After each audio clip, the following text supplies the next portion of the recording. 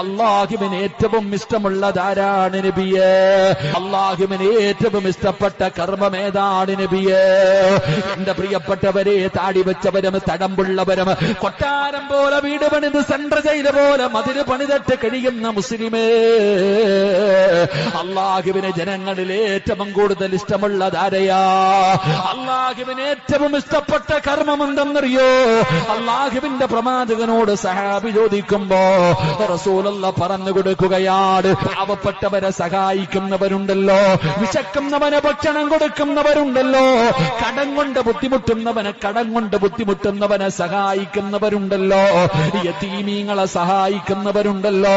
പടച്ചവനെ ഏതെങ്കിലും ഒരു മുസ്ലിമായ മനുഷ്യനെ സഹായിക്കുന്നതിന് വേണ്ടി, അവന്റെ ആവശ്യത്തിന് വേണ്ടി ഒന്ന് നടന്നു പോകുന്നതുണ്ടല്ലോ, അത് അല്ലാഹുവിന് വല്ലാതെ ഇഷ്ടപ്പെട്ട കാര്യമാണെന്ന് ആദരവായ പ്രവാചകൻ നബി മുഹമ്മദ്